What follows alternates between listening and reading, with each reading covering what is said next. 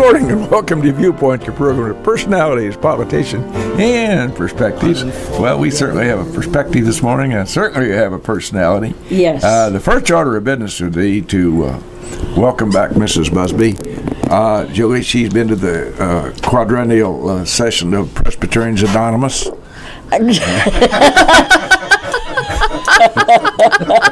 And so we welcome her back for that. And speaking of that, we always try to start, you might remember, Mrs. King, we always try to start Viewpoint with a kudo or two.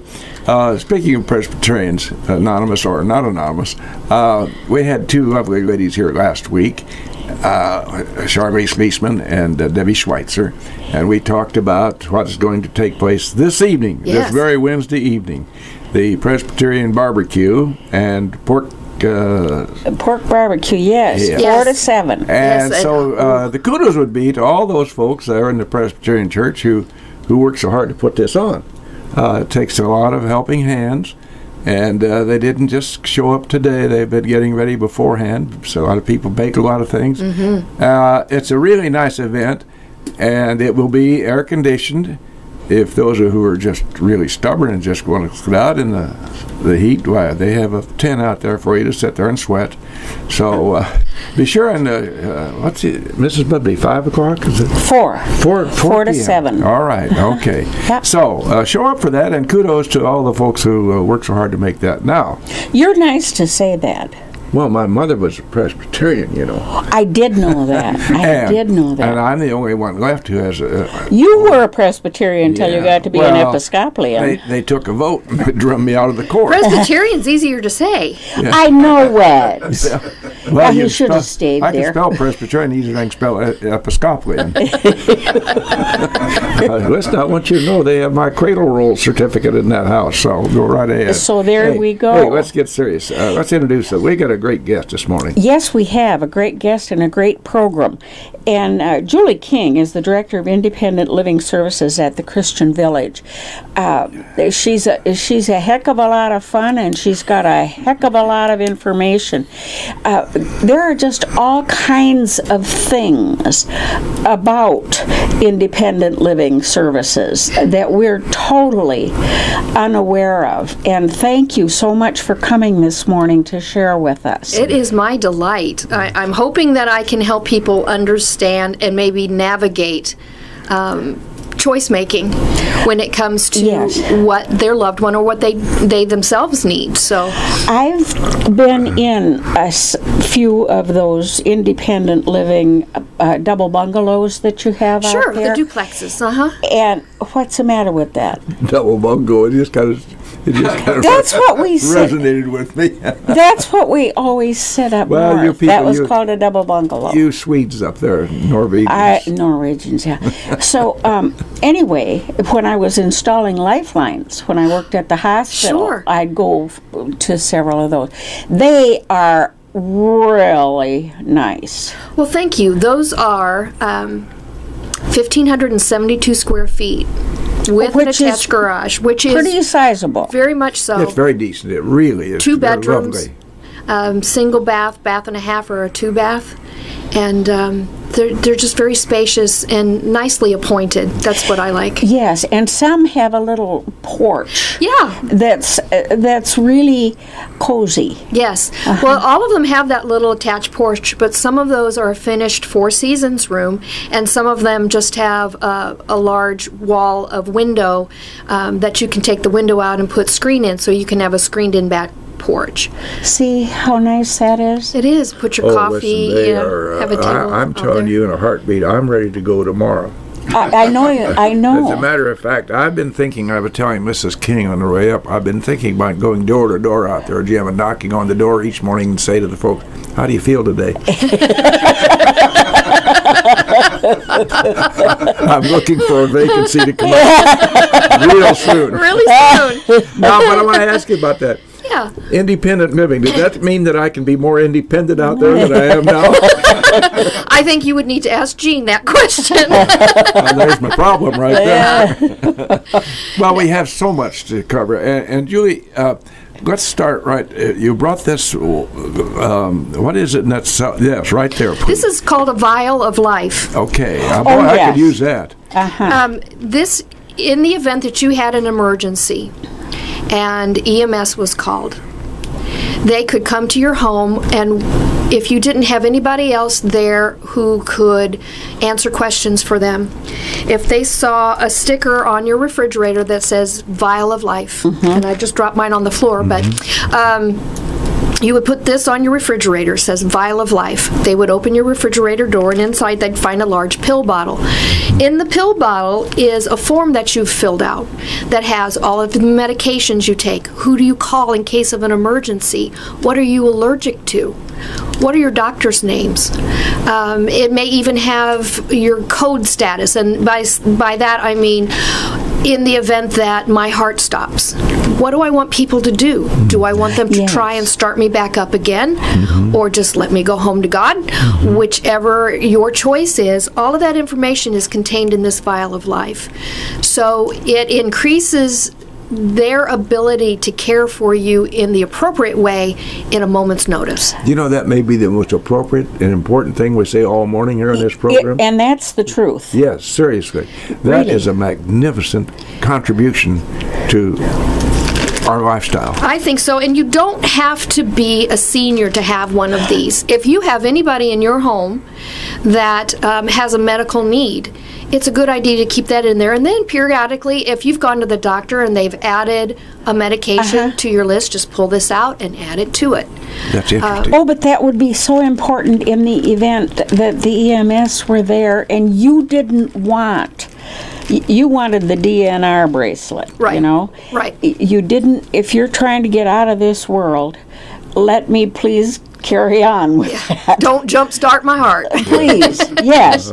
Yeah, and, you know, it would be so important that they would know that that was what... Otherwise, how would they ever know? Right, and then those emergency numbers. Yes. If you... or your spouse, let's say, like today, your beautiful bride is at home and you're here. If EMS was called to the house, you're not there to answer those questions that you know the answers to. But so this would be your voice as well. Now, how does one acquire it? You can come out to the village in the 2-story apartment building, the senior apartment. Congregate building. Yeah, people refer to that as the congregate building, but they've been changing the nomenclature of some of the things, as a lot of folks don't understand what congregate even means. So it's the senior apartment building. Well, my mother was not a congregate person. She didn't want to go out in the lovely lounges they have. Oh. I don't want to go out there with those old people. And she was then the most senior of them all, I think. But seriously, you can go to your office. Now, how do you want to define that building now as opposed to the congregate? The senior apartment building. Senior apartment building, all right. It has a beautiful kind of a cinnamon-colored awning on the front entry. You come off of Postville Drive, park out front, come on in, and my office is on the first floor, room 106. And those are available for the asking? Yes.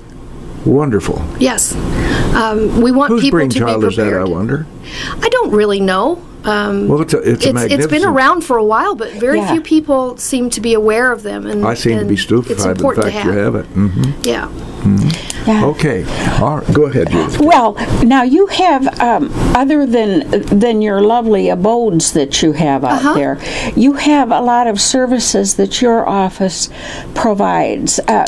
People, you were telling us on the way out here some statistics and so forth.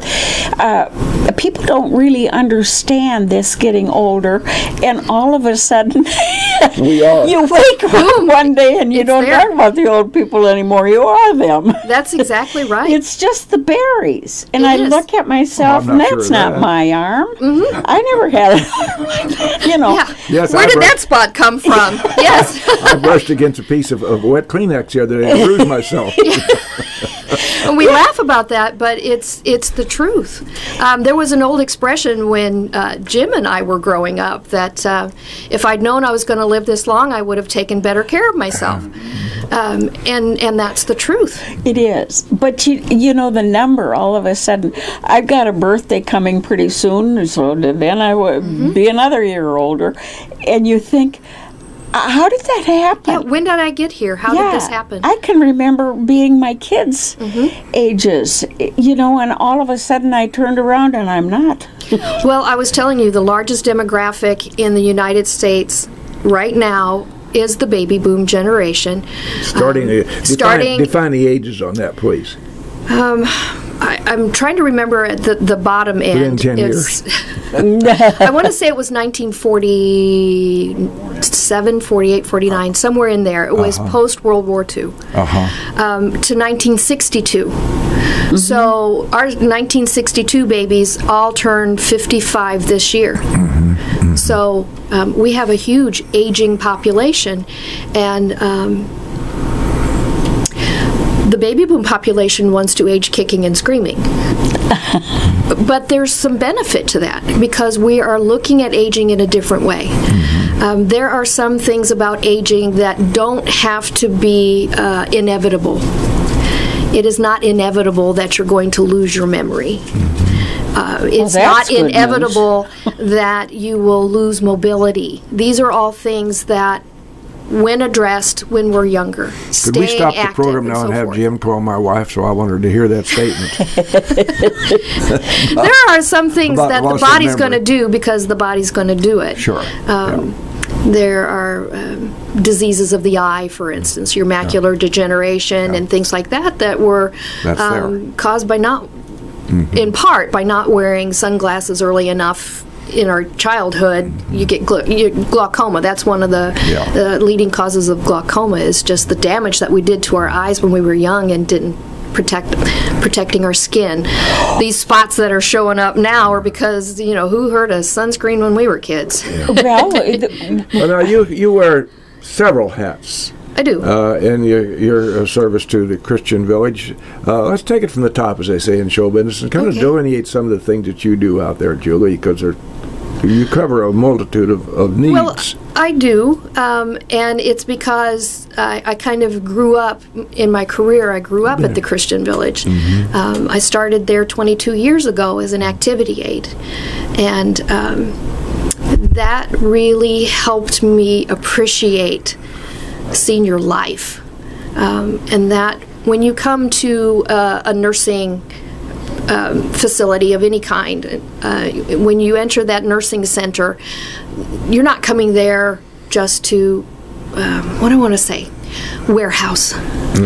You're coming there to live. You've adapted your life because you need assistance, but you need to be there to live that life, and that's what I learned as an activity aide. It was my job to help people live.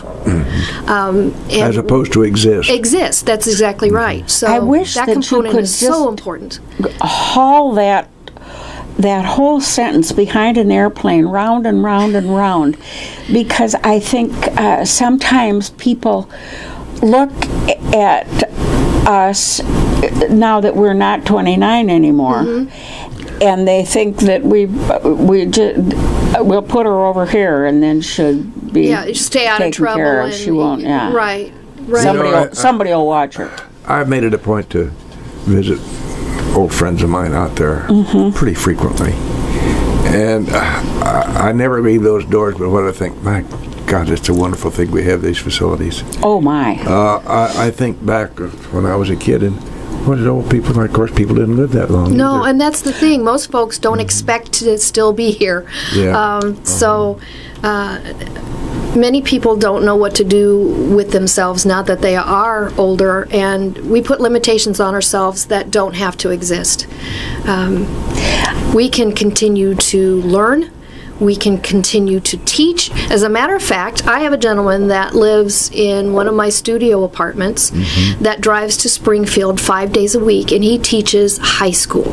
He's 80 years old. Remarkable. Is that right? Bless his heart. And he teaches upper-level science. He is a genetic engineer, and he was bored with retirement. So he decided not to be retired anymore. So he's an amazing man. I have a lady that does floral arranging, and so she decided to teach us how to do floral arranging. She's in her I think she just turned 80. So we got a lot of young kids out there that are still extremely vital and have so much to offer. I have people that are still, as I said, working part-time. You know, I wish there were some way that people could understand. I remember my grandma saying, you know, if you can't be in your own, and my family lives forever. So if you can't be in your own home, she said it's so lucky that there are places like this that are clean and they take good care of you and they're kind, as opposed to my dear old father, who presented me with the second worst day of my entire life by going kicking and screaming into this place because it was absolutely lovely. It was in the cities, and it was called Waterford, and it was worthy of its name. And he was just awful. Just awful. Well, that was a sad thing. We have what's known as kicking and screaming sponsors if we don't if we don't recognize them, and I don't want them to get out of sorts with us today, so we're going to defer for a second or two with our sponsors. Go ahead, Mr. Ash. And right back in the live studios here, WLCN. The program is Viewpoint, and of course, our guest this morning, delightful Judy King, who not only does a great job professionally, but she trods the boards once in a while, as they say in showbiz. And she just recently helped out, she and Barry, on this production of Pirates the Musical. They were in the adult section, but the program was really for and about kids, and they did a great job. Thank you. It was a lot of Julie, fun. you, besides your artistic and acting ability, kind of take us through what the Christian Village offers the community out there. Sure. Take it from however you want to delineate the difference. Sure. In the last year, I know the community noticed that we did quite a lot of building. And the reason we wanted to do that was because we wanted to create a community where, as your needs changed, we were able to meet those needs, and you wouldn't have to look anywhere else, because, as you both know, that looking for the right place is really the hardest thing that you do. Yes. Whether it's for yourself or if it's for a loved one. So we start with our independent living, and there's 3 levels of independent living. We've got our duplexes, or as you call the bungalows. I love that. Well, it's got a little sachet to it. It does. They have the attached garages, as we discussed. Yes. So if you're still driving, you're still traveling, those are perfect. It's also the easiest thing to downsize into. So if you're leaving a home and it's got 2 or 3 bedrooms and 2 baths, and the one thing that I encourage everyone to leave is a house with a basement, especially if your laundry room is in the basement. I know. Stairs are one of the most dangerous things that people, as we age, that's what we face as far as a real hazard in the house. If you can eliminate having to climb stairs to the bedroom or down to the basement for laundry, then that's great. Especially the basement. Yeah. And then we have our little cottages, and they're in sets of 4, and they are 1 or 2 bedroom. Now, all of our properties in the independent living include all of the major appliances. So your duplexes and your cottages all have washer dryers, stove, refrigerator, and then moving forward, all of them will also have dishwashers. And my understanding is that these appliances belong to Christian Village. Yes. So if your refrigerator goes bad, you don't have to go shopping. No, you call Julie. You call and you say, Julie, this thing isn't Yes. keeping things cold, and Exactly. you bring a new one. That's how it works. What we the either hey? we either repair or we replace. The same thing with a water heater, or my roof is leaking. Well, then we fix that. See, So it's just it is maintenance-free living. You don't have to mow the lawn. You don't have to scoop the snow. You don't have to clean your gutters. What a weight off your shoulders, Yeah. you know? I will speak with experience. I had an old lady who had her heels dug in pretty deep with it. We're not going anywhere. And this lady recently saw how nice they are, fairly recently, and she turned her mind overnight. Wow. And I'm glad to hear that. And she's ready to accompany me. Oh, that lady. That lady, Yeah. That particular one. So you do offer a very nice facility. Thank you. Now then, going from those. Yeah, I Right. wanna Then know from the about- cottages, we go to the senior apartments. The Yes. senior apartments are And do you all... have a leg up on if for instance, if I were in the double bungalow, Sure. and then I needed a little more help, do I get to be kind of toward the top of the list for moving to the next level? Yes, anybody that lives there has first priority over any other property that becomes available. So let's say you started out in a cottage and you have this sweet little one-bedroom cottage, but you would really like to have a duplex. And I have 15, 20 people waiting on a duplex, but Judy says, I want the first one that opens up. Then She gets priority. Then you get priority over anybody else. And the same thing for then in the senior apartments. The senior apartments are all, there's 3 studios in the apartment building, but then we also have the one-bedroom apartments. So it's a bedroom, bathroom, galley kitchen, living room, and then they have a long bank of closets that starts in the kitchen hallway and runs down the entire exterior wall. Lots of closets. So Wow. there's lots of closets, lots of closets. And in the bungalows as well. Yes, There's yes. a lot of storage room. There's a lot of Amazing. storage in the duplexes and actually in the cottages as well. There's 3 different styles in the cottages, but 2 of those 3 have walk-in closets. So they're really, Wow. really quite spacious. We have housekeeping, laundry, and 3 meals a day available. Breakfast is cooked to order. So if you are an early morning person and you want to come, it would be just like going to a restaurant. You sit down and you say, I want 2 eggs over easy, bacon, whole wheat toast, and a pancake, and that's what you'd get. Wow. Juice, cereal. Well, you don't get that at my house. That's because you're the cook. And I'm the cook. Cold Yeah. done sandwich. Then if you want the noon meal, we start at 11:30 with a fresh soup and a full salad bar. Then the noon meal is 1 to 2 entrees, 2 to 3 vegetables, a fresh bread every day of some kind, whether it's a muffin or a Biscuit or what biscuit have or you. roll, something like that, a homemade dessert, and all of your beverages. And then the evening meal, most folks like to eat light, especially if they've eaten their noon meal as the heavy meal of the day. So it's soup and sandwich, and then 2 of the 3 meals we always offer ice cream. I bet we could probably serve ice cream for breakfast if you asked, but we've never had anybody ask. 648-5510. 648-5510. Our guest this morning is Julie King, representing Christian Villages and all the services that they offer out there, and they are really kind of multitudinous, if I may use that big word. Somebody there's might have a more. question of Julie King. Sure. There's a real need for, and I suddenly realized that I are older than I used to was. And we have needs. And the needs are not met at home and can be met at some place like the Christian Village. Right. And so we're extremely lucky to have this facility. That goes back how many years, Julie? A long time now. 1965 is Think when of they that. opened the nursing home itself, and it's the only faith-based retirement community in Logan County.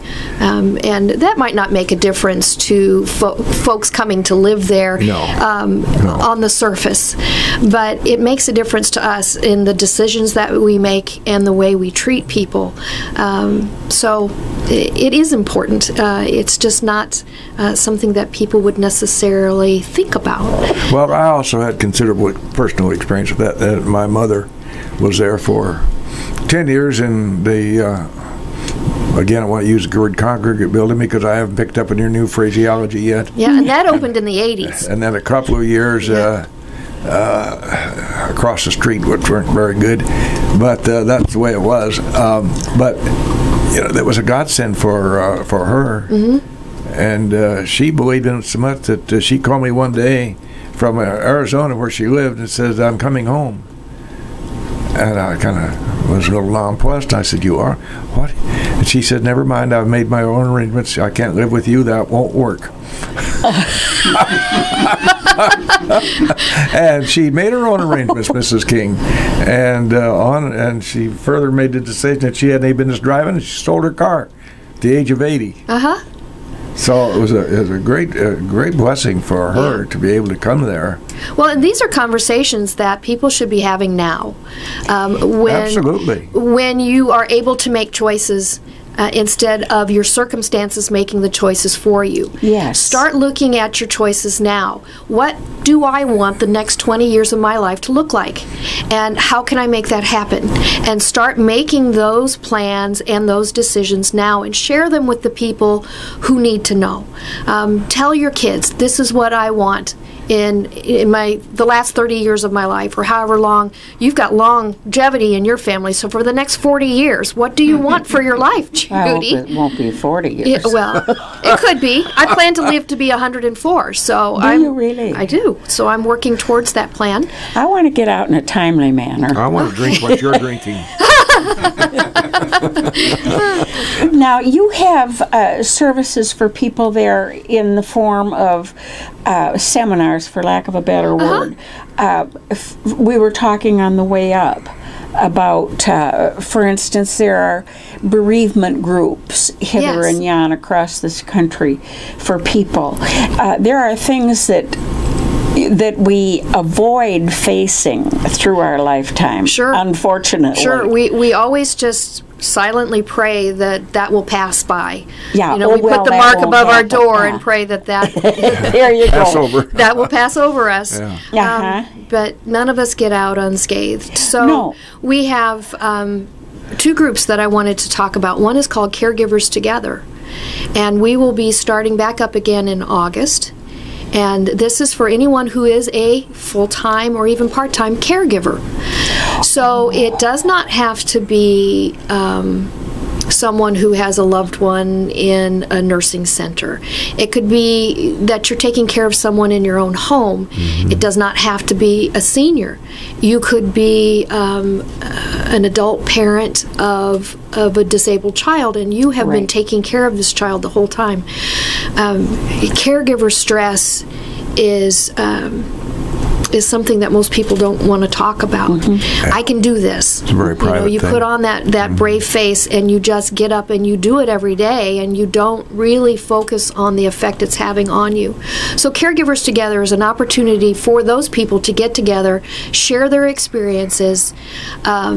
We used to try to plan a speaker for these meetings and found out that each one of them was a better speaker than anyone we could ever hire they've been there, to come done in that. because they are doing it. That's right. And so they get tips of how to navigate the medical system.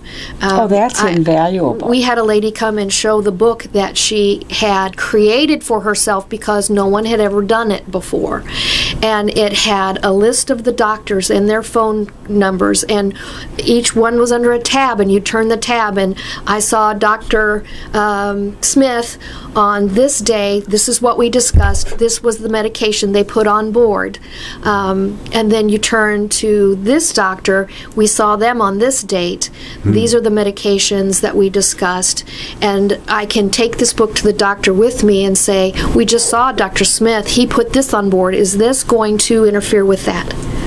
And Well, so there was a you take charge become person. exactly. So we took a page out of her book, as did all of the other people that were there, and it just makes them feel more prepared, and Well, like then they you're got a guiding handle your on it. loved one's health instead of feeling like you're at the mercy of everyone else. And then they just talked about how hard it is some days. We talk about guilt. There are that days keeps when I on just want to giving. walk away from all of this and make a phone call and say I'm not coming back. And to be able to say that to people and know you're not going to be judged because you're human and you're tired. To give tools to people. Humor is vitally important to not just our health, but to the survival of a caregiver. How to find laughter in any given day when things just aren't on the surface all that funny. To take care of yourself. How do I take care of myself? Because the caregiver is usually the one who ends up in the hospital or dying first or whatever it is, and it's because they're carrying all of the load, all of the burden. That's invaluable help. And then starting in August too, Paul Boatman, Dr. Boatman called me and we discussed an Alzheimer's support group, and that will be starting up, meeting at the Oasis. Being a caregiver for someone with that specific a disease is just different. It's some of this. There's some overlap. There's in caregiving in general, the struggles of caregiving, but there's really some specific issues with caring for someone with memory loss and the frustrations that can come with that. And so it just felt like it was time to get that started again. There was an Alzheimer's support group about 10 years ago in Logan County, and we're going to start it back up again. It would seem to me, just personally, that it would be easier to care for someone with a physical disability, or somebody who was ill, as opposed to somebody who was mentally ill, because odds are that you're going to be able to reach that person, and with a mentally ill person, they're in another world. Yes. And the onset of Alzheimer's can be quite young. It can, and there's so many different forms of dementia. I know we talked about Yes. this on a show once before. There's vascular dementia. There's dementia that is associated with Parkinson's disease or Huntington's disease. There's a frontal lobe dementia. There's just a lot of different things. Alzheimer's is a very specific kind of dementia. And then But there's we a short-term use it as a dementia. catch-all. Some people, We do. Some people forget that they were supposed to pick people up. That's known as short-term dementia, I hope. Yeah, short-term memory loss. But Now it was he's having hope. guilt. that's brief and transient, and it happens to all of us. Yes. Well, yeah, they used to just bundle it into senile dementia, and they've got senility. And it was just a catch-all phrase for something they discovered. And again, it's not inevitable. There are a lot Now, of things what can you do to protect yourself from that? Because, as I say, for my brain family health. lives Choose your forever, friends but better. they don't know they're Yeah. there. Could choose your friends better. Yeah. There would be that. That ship done sailed, Bill. Look at diet. Look at exercise. You want to keep good blood flow, so getting out and getting exercise, socialization is vitally important. Keep that brain stimulated. Learn something new. These are all things. We used to believe that after a certain age, you no longer develop new neurons and brain cells, but you do. You can continue learning until the day you die. And when you do that, you are creating new synapses in the brain, and you are basically you're exercising that brain. There's lots of games. We have a computer game on a kiosk, and you just tap what you want to do, and there's all sorts of games that will help you. Some of them are for it will even help you with your balance. Oh, really? Yeah, there are things that you can train your brain that are associated with balance. Oh, see what medical science is doing for us. It is amazing. And again, I circle back to the baby boom generation are going to age kicking and screaming, and we're going to make sure we do it well. So that all the research is going towards keeping us young forever. But you guys are all reaping the benefit of all of this research. And that's the other thing I was wanting to tell you guys about was the whole concept of aging in place. And that's looking at your home with a critical eye and when you buy it. So young people, when you buy a house, you're looking for, we've got so many kids, or we want so many kids, and we have family that visits, so we need X number of bedrooms, we need this, we need that, we need this. As our lives progress, those needs change. Kids get married, they move out, please, you know, with any luck, they get married and move out, or just move out. Whatever. They come back a few times. Oh, yeah. Yes, with their stuff, and they're shocked because you filled their bedroom with your own stuff. Yeah. But then look at your house after that they leave because your needs have now changed. Do I need this much space? Do I want to stay in a house that has an upstairs and a basement? Maybe it's time to look at a ranch. Okay, so now we go from the multi-bedroomed, multi-tiered house to a ranch-style house, and then you want to look at it again. If I need, someday in my lifetime, if I need a wheelchair or walker, are these doors wide enough? So look at them. Do I have a 36-inch doorway? If I don't, do it now. If this is the house that you want to be your forever home, then do those things now. That will then naturally be there when you need them. Make sure there's a walk-in shower somewhere in the house. Add the grab bars eventually, but just make sure that you've got the space that you can continue to live in that space. And then there's all sorts of services, your home health services.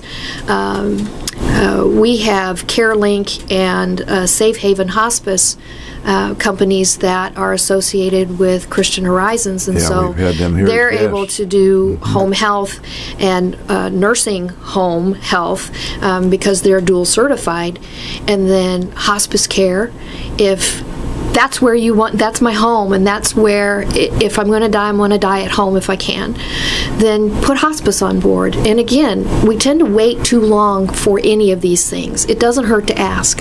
Ask the questions early. Maybe it's not time yet for this service or that service, but you're laying the framework. You're developing the relationships. You then know who to ask. You can just go to the phone and dial it up and say, Cindy, this is Judy. I think it's time that we talk. And you're ready to go. So, and I will tell you on behalf of an adult child, I love that my own mother had done those things. She's currently living with my sister because that's what works, and it's working really well.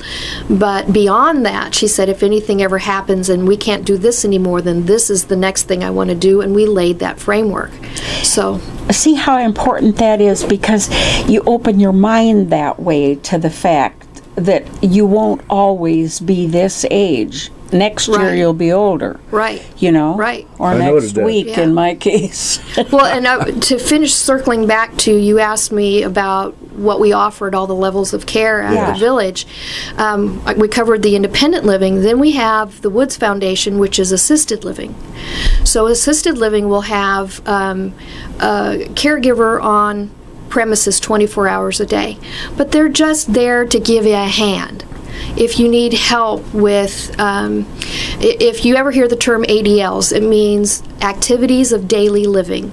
And there's 6 of them that your doctor and the insurance companies and all those things look at your policies and see they might help cover for assisted living. A long-term care policy will. Some of them. If you need assistance with at least 3 of those 6, and it's medication, bathing, dressing, transfers, which just means help standing and walking from point A to point B, and then if you need assistance and reminders with continence. So always a problem. You know, there's a spectrum. People don't talk about that because you just don't. But the reality is that's a serious day-to-day problem. It is. So if you need assistance with at least 3 of those things, then maybe assisted living is the right thing for you. You still have your own little apartment, but somebody else is doing the cooking and the cleaning and all of those things. Then we have our rehab, which is called Grace Point, and those are that's brand new. It's brand new. It's 20 beds. 2 or 4 of those beds are bariatric. So that room is set up for someone who is 350 pounds or more, and it is geared with the larger furniture, an overhead Hoyer lift that will travel from the bed all the way into the bathroom, into the shower, and to the front, to your door. So what a service. Yeah, it's pretty amazing. Is there anything else you want to check on your notes there, Mrs. King? Yes. That doggone clock has rolled around again. Oh, I know. So before we close, if you want to make sure that you get something that you did not get to talk about, there are so many offers, things that are offered out there that are important. 2 things I wanted to make sure I remembered to tell you. If you ever wonder about what does Medicare cover and how do I qualify, because a lot of people think Medicare just instantly starts paying, and that's not the situation.